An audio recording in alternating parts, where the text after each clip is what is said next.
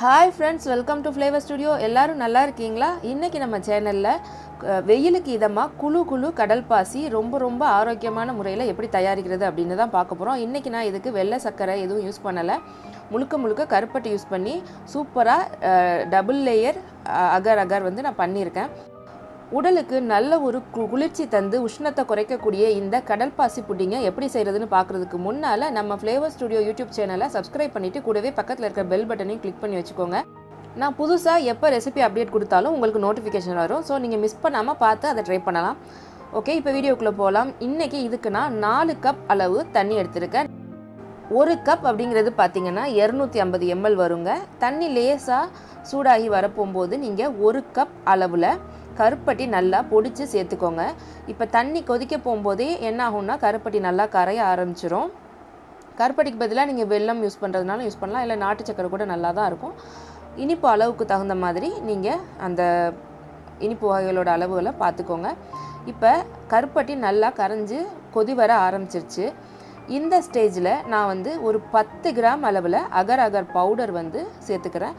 இந்த பவுடர் பார்த்திங்கன்னா எந்த ஃப்ளேவரும் எந்த டேஸ்ட்டுமே இல்லாதது பிளெயின் பவுடராக கிடைக்கும். உங்களுக்கு சூப்பர் மார்க்கெட்ஸில் எல்லா இடத்துலையும் கிடைக்கும் கண்டிப்பாக. அதையும் சேர்த்துட்டு நல்லா கிளறி விட்டுருங்க. கிளறி விட்டுட்டு இதை வந்து இப்போ கொதிக்க விட்டுடலாம். இது ரொம்ப நேரம் கொதிக்க விடணும் அப்படிங்கிற எந்த அவசியமும் கிடையாது. ரொம்ப சட்டுன்னு இது வெந்துடும். லைட்டாக ஒரு பிஞ்ச் உப்பு சேர்த்துக்கலாம். நான் எப்போவுமே இனிப்பு வகைகளுக்கு கொஞ்சமாக உப்பு சேர்த்துப்பேன். அப்போ தான் வந்து நம்ம செய்கிற இனிப்பு வகைகளோட டேஸ்ட்டு நல்லா அருமையாக இருக்கும்.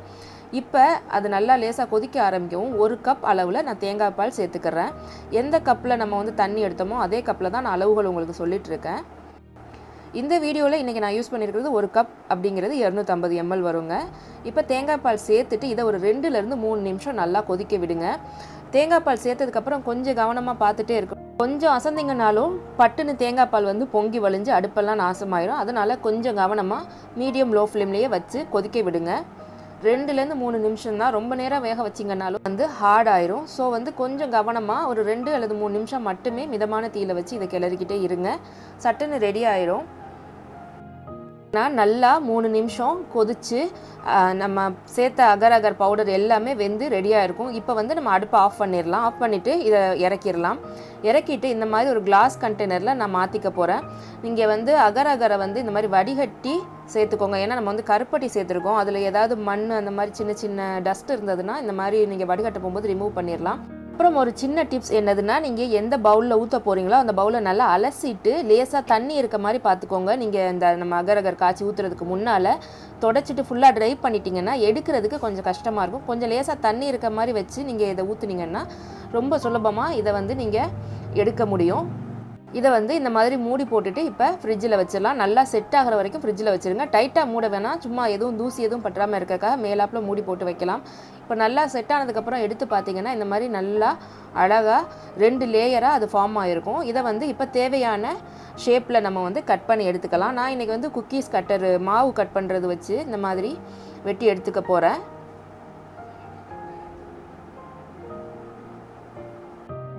பார்த்தீங்களா எவ்வளோ அழகாக லேயர் ஃபார்ம் ஆகிருக்கு அப்படின்ட்டு. இதை வந்து சின்னதாக கட் பண்ணிவிட்டு நம்ம நல்லா சில்லுன்னு சர்வ் பண்ணிடலாம். ரொம்ப டேஸ்டியாக இருக்கும். அதே சமயம் உடலுக்கு நல்ல குளிர்ச்சி கொடுக்கக்கூடியது ஆரோக்கியமான ஒரு உணவுன்னு சொல்லலாம்.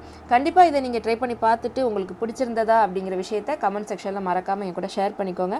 சீக்கிரமே இன்னொரு இன்ட்ரெஸ்டிங்கான ஈஸியான ரெசிபியோடு உங்களை நான் சந்திக்கிறேன். அது வரைக்கும் take care, bye. Thanks for வாட்சிங்.